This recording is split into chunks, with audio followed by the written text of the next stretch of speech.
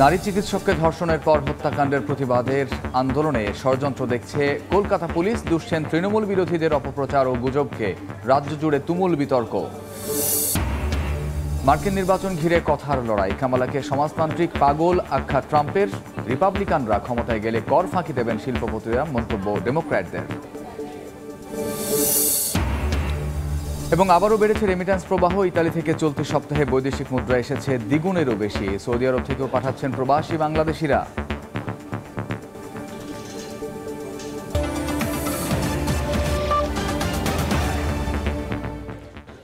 আন্তর্জাতিক সময়ের সঙ্গে আছি আমি কামরুজ্জামান মামুন। নারী চিকিৎসককে ধর্ষণের পর হত্যাকাণ্ডের প্রতিবাদের পেছনে এবার ষড়যন্ত্র দেখছে কলকাতা পুলিশ। বিক্ষোভের পেছনে রয়েছে তৃণমূল বিরোধী শিবিরের অপপ্রচার রটানো। এ কারণে কঠোর অবস্থান নিয়েছে পুলিশ। মমতা প্রশাসনের এমন সিদ্ধান্তে রাজ্য জুড়ে চলছে তুমুল বিতর্ক। আর জি কর কাণ্ডে এখনও নতুন করে কাউকে গ্রেফতার করতে পারেনি সিবিআই। অধ্যক্ষ সন্দীপ ঘোষকে ডেকে পাঠানো হয়েছে গোয়েন্দা দফতরে। বিস্তারিত জানাচ্ছেন সুব্রত আচার্য।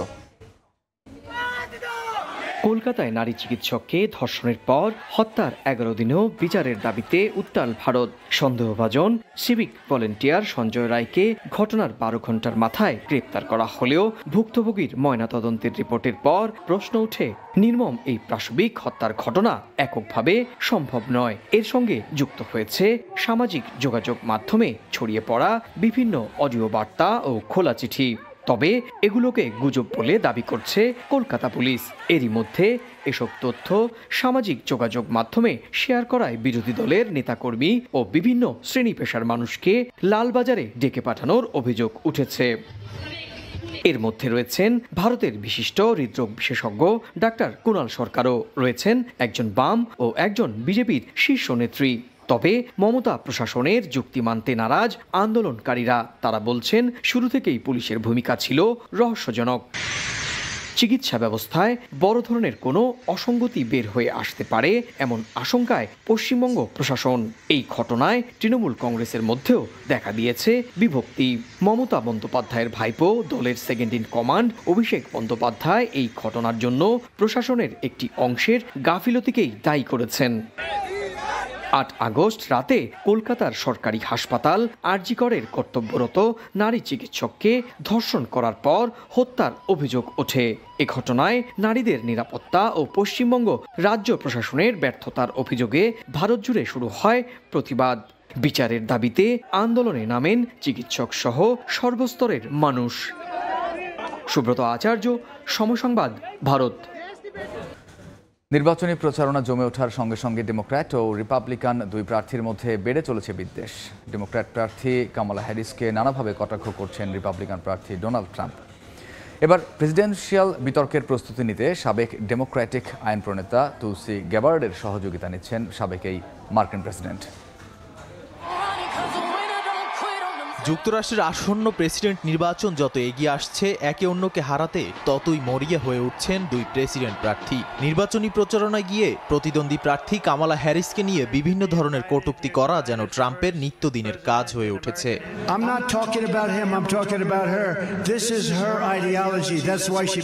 প্রতিদ্বন্দ্বী প্রার্থীকে বিভিন্ন হাস্যকর নামে ডেকে ছোট করে কথা বলাটাও তার প্রচারণার অবিচ্ছেদ্য এক অংশ। বিভিন্ন সময় কামালাকে উন্মাদ, কৃষ্ণাঙ্গ, মিথ্যুক, এমনকি তার নামকে ব্যঙ্গ করে কামাবালা বলতেও ছাড়েননি ডোনাল্ড ট্রাম্প। গত কয়েকদিনে কামালাকে বিভিন্নভাবে ছোট করায় শুধু বিরোধী দলেরই নয়, নিজ দল রিপাবলিকানদেরও তোপের মুখে পড়েন সাবেক এই মার্কিন প্রেসিডেন্ট। এরপরেও থামেননি ট্রাম্প। সম্প্রতি কামালা হ্যারিসের হাসি নিয়েও কটাক্ষ করেন ট্রাম্প। যদিও ট্রাম্পের এই অভ্যাস অনেক আগে থেকেই। 2016 সালে নির্বাচনের সময় বিরোধী প্রার্থী হিলারি ক্লিন্টনকে নিয়েও নানা ধরনের মন্তব্য করেছিলেন তিনি। এদিকে শিগগিরই হতে যাচ্ছে দুই প্রেসিডেন্ট প্রার্থীর মুখোমুখি বিতর্ক।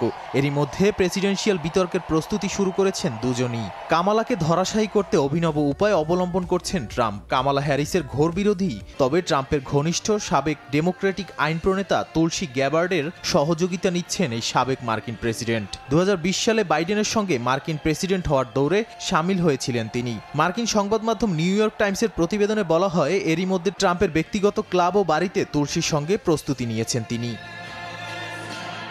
বিশ্লেষকদের মতে প্রথমে 10 সেপ্টেম্বরের বিতর্কে অংশ নিতে চাইছিলেন না ট্রাম্প। কামালার সামনে দাঁড়াতে ভয় পাচ্ছেন ট্রাম্প, এমন কথাও শোনা গেছে।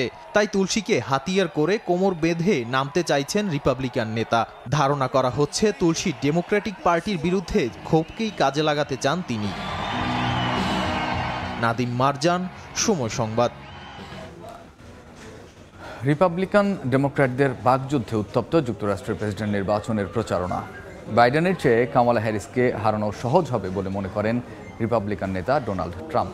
এমনকি কামালা সমাজতান্ত্রিক পাগল বলে কটাক্ষ করেন তিনি। এদিকে ট্রাম্প ক্ষমতায় এলে কর ফাঁকি দেবেন শিল্পপতিরা, খর্ব হবে মার্কিনদের স্বাধীনতা, এমনটাই অভিযোগ হ্যারিসের রানিং মেট টিম ওয়ালজের। কখনো প্রতিশ্রুতির ফুলঝুরি, কখনো আবার একে অপরকে কটাক্ষ করার চেষ্টা, এভাবেই চলছে যুক্তরাষ্ট্রের 47তম প্রেসিডেন্ট নির্বাচনের ডামাডোল। স্থানীয় সময় শনিবার দেশের পেনসিলভেনিয়ার উইলকস-বেরিতে নির্বাচনী সমাবেশে যান রিপাবলিকান নেতা ডোনাল্ড ট্রাম্প। এ সময় কামালাকে ব্যক্তিগত আক্রমণ করেন তিনি। বলেন, বাইডেনের চেয়ে কামালাকে নির্বাচনে হারানো সহজ হবে, কারণ তিনি একজন সমাজতান্ত্রিক পাগল। তার হাসিও পাগলের মতো। এছাড়া কামালাকে কটাক্ষ করতে নিজেকে বেশি সুন্দর বলে দাবি করেন যুক্তরাষ্ট্রের সাবেক এই প্রেসিডেন্ট।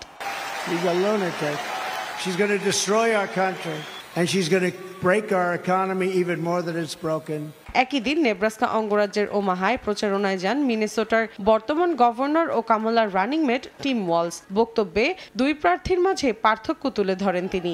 বলেন, ট্রাম্প ক্ষমতায় এলে মধ্যবিত্তদের শাস্তি দিয়ে শিল্পপতিদের কর ফাঁকির ব্যবস্থা করে দেবেন, খর্ব করবেন স্বাধীনতা। তিনি যদি পুনরায় হোয়াইট হাউসে আসেন তাহলে যুক্তরাষ্ট্রের জন্য মোটেও তা ভালো হবে না। Each and every one of you believe exactly what Kamala Harris believes. We believe in the promise of America. We just have to fight. We just have to fight for it. Because as the next president of the United States says, she says it often, when we fight, we win. এদিন মধ্যবিত্তদের জন্য কর কর্তন, সুযোগ সৃষ্টি এবং জীবনযাত্রার খরচ কমানোর বিষয়ে কামালার প্রতিশ্রুতির পুনর্ব্যক্ত করেন টিম ওয়ালজ। মৌসুমী সাথী, সময় সংবাদ। ইতালি থেকে বেড়েছে রেমিট্যান্স প্রবাহ। গেল বছর সর্বোচ্চ 1166 মিলিয়ন ইউরো পাঠালো, এবার সেই রেকর্ড ভাঙতে চলেছে। গেল সপ্তাহের তুলনায় চলতি সপ্তাহে রেমিট্যান্স পাঠানোর হার দ্বিগুণেরও বেশি। ইতালি থেকে হাসান মাহমুদের রিপোর্ট। গণঅভ্যুত্থানে সাড়া দিয়েই সরকার পতনের আগে রেমিটেন্স না পাঠানোর আহ্বানে অনেক প্রবাসী দেশে টাকা পাঠানো থেকে বিরত থাকে। তবে শেখ হাসিনা সরকারের পতনের পর ইতালি থেকে স্বাভাবিকের তুলনায় অনেক বেশি পরিমাণে রেমিটেন্স যাচ্ছে বাংলাদেশে। মানি এক্সচেঞ্জগুলোর কর্মকর্তারা বলছেন, চলতি সপ্তাহে আগের সপ্তাহের তুলনায় দ্বিগুণেরও বেশি রেমিটেন্স পাঠিয়েছে ইতালি প্রবাসী বাংলাদেশিরা। প্রবাসী ব্যবসায়ীরা বলছেন, এই রেমিটেন্স পাঠানোর প্রবাহ আগামীতে আরও বাড়বে। দেশের অর্থনীতিকে সচল রাখতে প্রবাসীদের ভূমিকার কথাও স্মরণ করিয়ে দেন তারা।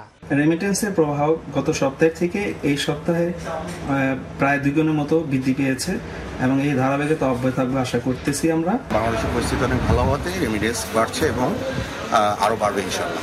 বছরের প্রথম 3 মাসে 29 কোটি 13 লাখেরও বেশি রেমিটেন্স পাঠানো হয়েছে বাংলাদেশে। ইতালিতে প্রতিষ্ঠিত বেসরকারি প্রতিষ্ঠান ন্যাশনাল এক্সচেঞ্জ কোম্পানি গেল সপ্তাহের তুলনায় বেশি রেমিটেন্স পাঠিয়েছে। আগের সপ্তাহে যেখানে 1 কোটি 77 লাখ রেমিটেন্স পাঠানো হয়, চলতি সপ্তাহে সেখানে 3 কোটি 59 লাখ রেমিটেন্স পাঠিয়েছে তারা। বাংলাদেশে রাজনৈতিক ডামাডোল না থাকলে আগের সকল রেকর্ড ভেঙেই চলতি বছর ইতালি থেকে রেমিটেন্স পাঠানোর নতুন রেকর্ড গড়বে বাংলাদেশিরা, এমনটাই মনে করছেন কেউ কেউ। ইতালির রোম থেকে হাসান মাহমুদ, সময় সংবাদ। কিছুদিন আগে বৈধ পথে রেমিট্যান্স পাঠানোর হার কমে যায়, তবে ডক্টর মোহাম্মদ ইউনূসের নেতৃত্বে অন্তর্বর্তীকালীন সরকার দায়িত্ব নেওয়ার পর এখন সৌদি আরব থেকে রেমিট্যান্স পাঠাচ্ছেন প্রবাসী বাংলাদেশিরা। প্রবাসীরা মনে করেন, দেশের অর্থনৈতিক সংকট কাটাতে তাদের পাঠানো রেমিট্যান্স গুরুত্বপূর্ণ ভূমিকা রাখবে। রিয়াদ থেকে আরিফুর রহমানের প্রতিবেদন। সৌদি আরবের বাংলাদেশি অধ্যুষিত বাথা ও হাইয়াল উজারা বা হারা এলাকায় বিপুল সংখ্যক প্রবাসী বাংলাদেশি বসবাস করেন। প্রবাসীদের কেন্দ্র করে বৈধ পথে রেমিটেন্স পাঠানোর জন্য সৌদি আরবের বিভিন্ন ব্যাংকের শাখা উপশাখাগুলো এই দুটি স্থানেই সবচেয়ে বেশি। বাংলাদেশি অধ্যুষিত হওয়ায় সৌদি আরবের বিভিন্ন স্থান থেকে বেশিরভাগ বাংলাদেশি দূর দূরান্ত থেকে এখানে এসে দেশে থাকা স্বজনদের কাছে টাকা পাঠান। প্রবাসীরা মনে করেন দেশের চলমান পরিস্থিতি যত দ্রুত স্বাভাবিক হবে দেশে থাকা স্বজনদের জন্য তারা ততই শঙ্কামুক্ত থাকবেন। বাংলাদেশের তরুণ সমাজ দুর্নীতিমুক্ত সমাজ গঠনের যে অঙ্গীকার করেছে তা বাস্তবায়ন করতে এবং দেশের অর্থনীতিকে সমৃদ্ধ করতে নতুন ডক্টর মোহাম্মদ ইউনূসের নেতৃত্বে অন্তর্বর্তীকালীন সরকারের উপর ভরসা করছেন প্রবাসীরা। দেশের সমৃদ্ধি, দেশের উন্নতি, দেশের অর্থনৈতিক চাকা সচল রাখতে আমরা রেমিটেন্সের মাধ্যমে গুরুত্বপূর্ণ ভূমিকা রাখার চেষ্টা করতেছি। আমরা প্রত্যেকটা প্রবাসী আমরা সবাইকে উৎসাহিত করবো যেন সবাই ব্যাংকের মাধ্যমে বাংলাদেশে রেমিটেন্স পাঠায় এবং দেশের উন্নয়নে সার্বিক ভূমিকা রাখে। আমরা প্রবাস থেকে ব্যাংকের মাধ্যমে টাকা পাঠাবো এবং যারা আছে তাদেরকে বলবো ব্যাংকের মাধ্যমে টাকা পাঠানোর জন্য। বিশ্বব্যাংকের তথ্য অনুযায়ী প্রবাসী আয়ে বাংলাদেশের অবস্থান সপ্তম। এর একটি বড় অংশ আসে মধ্যপ্রাচ্যের দেশ সৌদি আরব থেকে। আরিফুর রহমান, সময় সংবাদ, সৌদি আরব। আন্তর্জাতিক সময় আরও থাকছে। ভয়াবহ দাবানলের কবলে বিশ্বের বিভিন্ন দেশ, এখনও নিয়ন্ত্রণে আসেনি তুরস্কের আগুন। ঘরে ফিরেছে কানাডার আলবার্টা প্রদেশের বাসিন্দারা, পুড়ে ছাই 30% বাড়িঘর। আনুষ্ঠানিকভাবে থাইল্যান্ডের প্রধানমন্ত্রী হিসেবে দায়িত্ব গ্রহণ করলেন পেথংতার্ন সিনাওয়াত্রা। স্থানীয় সময় রোববার ব্যাংককে রাজকীয় শপথ গ্রহণ অনুষ্ঠানে যোগ দেন তিনি। এ সময় তার বাবা সাবেক প্রধানমন্ত্রী থাকসিন সিনাওয়াত্রা সঙ্গে ছিলেন। শুক্রবার দেশটির পার্লামেন্টে ভোটাভুটিতে পেথংতার্নকে নেতা হিসেবে নির্বাচিত করা হয়। থাইল্যান্ডের ইতিহাসে দ্বিতীয় নারী প্রধানমন্ত্রী পেথংতার্ন। এর আগে তার খালা এই দায়িত্ব পালন করেন।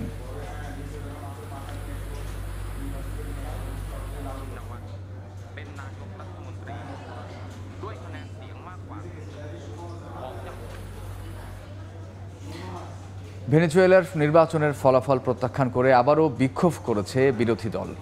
স্থানীয় সময় শনিবার কারাকাসে এই কর্মসূচি হয়েছে। বিক্ষোভকারীরা ভেনেজুয়েলার প্রেসিডেন্ট নিকোলাস মাদুরো সরকারের বিরুদ্ধে স্লোগান দেন। বিরোধী দলের দাবি তাদের প্রার্থী এডমুন্ডো 67% ভোট পেয়েছেন, তবে নির্বাচনী কর্তৃপক্ষ মাদুরোকেই তৃতীয় মেয়াদের জন্য বিজয়ী ঘোষণা করেছে। এই বিতর্কিত নির্বাচনের জেরে দেশটি গভীর রাজনৈতিক সংকটে পড়েছে। এই সংকট নিরসনের জন্য আন্তর্জাতিক সম্প্রদায় নতুন নির্বাচনের প্রস্তাব দিয়েছে, তবে তা সরকার ও বিরোধী দল দুপক্ষই প্রত্যাখ্যান করেছে।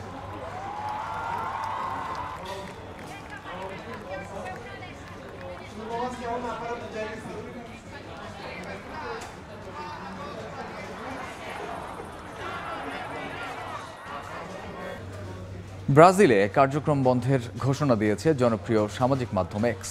ভুয়া তথ্য মোকাবিলায় দেশটির অন্যতম শীর্ষ বিচারকের সঙ্গে আইনি লড়াইয়ের পর এই সিদ্ধান্ত জানালো এক্স কর্তৃপক্ষ। শনিবার জানানো হয় ব্রাজিলের সামাজিক মাধ্যমটির কার্যক্রম বন্ধের সিদ্ধান্ত অবিলম্বে কার্যকর করা হবে। চলতি বছরের শুরুতে বেশ কিছু অ্যাকাউন্ট বন্ধ করে দিতে এক্সকে নির্দেশ দেন ওই বিচারক আলেকজান্দ্রে। অভিযোগ ছিল এসব অ্যাকাউন্ট থেকে মিথ্যা সংবাদ ও ঘৃণামূলক বার্তা ছড়ানো হচ্ছিল। এর মধ্যে কিছু অ্যাকাউন্ট ব্রাজিলের সাবেক উগ্র ডানপন্থী প্রেসিডেন্ট জেইর বলসোনারোর সমর্থকদের ছিল বলেও জানা গেছে।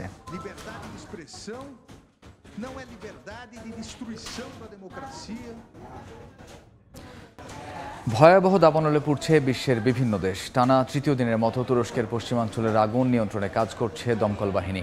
এরই মধ্যে নিরাপদে সরিয়ে নেওয়া হয়েছে হাজারো বাসিন্দাকে। এদিকে কানাডার আলবার্টা প্রদেশের দাবানল নিয়ন্ত্রণে আসার পর বাড়িঘরে ফিরতে শুরু করেছেন বাসিন্দারা। যদিও দাবানলের আগুনে পুড়ে গেছে শহরটির 30% ঘরবাড়ি। টানা 3 দিন ধরে অব্যাহত রয়েছে তুরস্কের পশ্চিমাঞ্চলের দাবানল। নিয়ন্ত্রণে প্রাণপণ চেষ্টা চালাচ্ছে দমকল কর্মীরা। তীব্র বাতাস ও উচ্চ তাপমাত্রায় বেশ বেগ পেতে হচ্ছে তাদের। এখনও জ্বলছে ইজমির, আইদিন, কারাবুক এবং বলু শহরের আগুন। বৈরী আবহাওয়ায় এরই মধ্যে হাজার হাজার বাসিন্দাকে নিরাপদে সরিয়ে নিয়েছে স্থানীয় কর্তৃপক্ষ। তবে দাবানলের কারণে এখনও হতাহতের কোনো খবর পাওয়া যায়নি। গেল সপ্তাহে তুরস্ক জুড়ে 131টির বেশি বনে দাবানল ছড়িয়ে পড়ে বলে জানিয়েছে দেশটির দুর্যোগ ও জরুরি ব্যবস্থাপনা মন্ত্রণালয়। একদিকে যখন তুরস্ক পড়ছে ভয়াবহ দাবানলে, তখন ধ্বংসস্তূপের মাঝে নিজ বাড়িতে ফেরার চেষ্টা করছেন কানাডার আলবার্টা প্রদেশের বাসিন্দারা। বিধ্বংসী দাবানলে পুড়ে গেছে শহরটির প্রায় 30% বাড়ি। অসুস্থ রোগীদের এই মুহূর্তে শহরটিতে না ফেরার অনুরোধ জানিয়েছে স্থানীয় কর্তৃপক্ষ। পাশাপাশি আগামী 3 দিনের খাবার, পানি এবং ওষুধ মজুত রাখার আহ্বান জানিয়েছে তারা। মৌসুমী সাথী, সময় সংবাদ। ক্যারিবীয় অঞ্চল বারমুডায় আঘাত হানার পর মৌসুমি ঝড়ে পরিণত হয়েছে হারিকেন এরনেস্তো। স্থানীয় সময় শনিবার ভোরে অঞ্চলটির হ্যারিংটন সাউন্ডে আঘাত হানে এটি। এ সময় বিদ্যুৎ বিচ্ছিন্ন হয়ে পড়েন 36,000 বাসিন্দা। এতে চরম দুর্ভোগে পড়েন বাসিন্দারা। দেখা দেয় ঝোড়ো হাওয়া সহ প্রবল বৃষ্টিপাত, পরে দুর্বল হয়ে ধীরে উত্তর পূর্বাঞ্চলীয় দিকে অগ্রসর হয় ঝড়টি। এদিকে নিরাপত্তার স্বার্থে এখন বন্যা সতর্কতা জারি রেখেছে বারমুডা কর্তৃপক্ষ।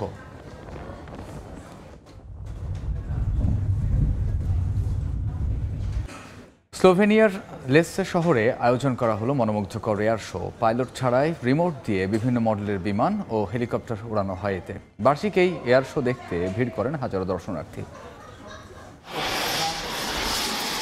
দূর থেকে দেখে মনে হবে যেন আকাশে সত্যিকারের বিমান উড়িয়ে নিয়ে যাচ্ছেন পাইলট। রানওয়ে থেকে একের পর এক ফ্লাইট উড্ডয়ন করছে। কমলা, লাল, সাদা রঙের অত্যাধুনিক জেট বিমান দেখে সামরিক মহড়াও মনে হতে পারে। রয়েছে অত্যাধুনিক হেলিকপ্টারও। এমনকি ফ্লাইপাস্টের সময় যেমন বর্ণিল রঙে আকাশ ঢেকে যায়, ঠিক তেমনটাই দেখা গেল স্লোভেনিয়ার লেসের আকাশে। তবে শুনতে অবাক লাগলেও এই উড়োজাহাজগুলোর একটিরও কোনো পাইলট নেই। দেখতে হুবহু বাণিজ্যিক ও সামরিক বিমানের মতো হলেও এর সবগুলোই রিমোট কন্ট্রোল চালিত। ইউরোপের স্লোভেনিয়ার লেসে শহরে বার্ষিক এয়ার শো এর জন্যই মনোমুগ্ধকর এই আয়োজন। বৃহস্পতিবার আয়োজন করা এয়ার শোতে অংশ নেয় অসংখ্য বিমান ও হেলিকপ্টার। আয়োজকরা জানালেন, আকর্ষণীয় এই বিমানগুলো জনপ্রিয় সব মডেলের। ভিন্নধর্মী এই এয়ার শো দেখতে দেশি বিদেশি প্রায় 1,500 দর্শনার্থী ভিড় করেন। আজকে আমাদের কাছে 28টি মডেলের বিমান প্রদর্শনীর জন্য রয়েছে। কিছু কিছু ফ্লাইট 2 বার ওড়ে। এই অনুষ্ঠানের সবচেয়ে আকর্ষণের কেন্দ্রবিন্দুতে জেট মডেলের উড়োজাহাজগুলো। যা দেখলাম ও জানলাম তা হলো এখানে 1:3 অনুপাতের জেট বিমানগুলো সবচেয়ে জনপ্রিয়, যেগুলোর পাখা 3 মিটার পর্যন্ত বিস্তৃত। দেখতে খুবই চমৎকার। পাইলট ছাড়াই এ ধরনের এয়ার শো এর আয়োজন দেখে উচ্ছ্বসিত দর্শনার্থীরা। অর্জিতা শেহজিন, সময় সংবাদ। আন্তর্জাতিক সময়ের শীর্ষ সংবাদ জানিয়ে দিচ্ছি আরেকবার। নারী চিকিৎসককে ধর্ষণের পর হত্যাকাণ্ডের প্রতিবাদের আন্দোলনে ষড়যন্ত্র দেখছে কলকাতা পুলিশ। দুষছেন তৃণমূল বিরোধীদের অপপ্রচার ও গুজবকে। রাজ্য জুড়ে তুমুল বিতর্ক। এবং মার্কিন নির্বাচন ঘিরে কথার লড়াই। কামালাকে সমাজতান্ত্রিক পাগল আখ্যা ট্রাম্পের। রিপাবলিকানরা ক্ষমতায় গেলে কর ফাঁকি দেবেন শিল্পপতিরা, মন্তব্য ডেমোক্র্যাটদের।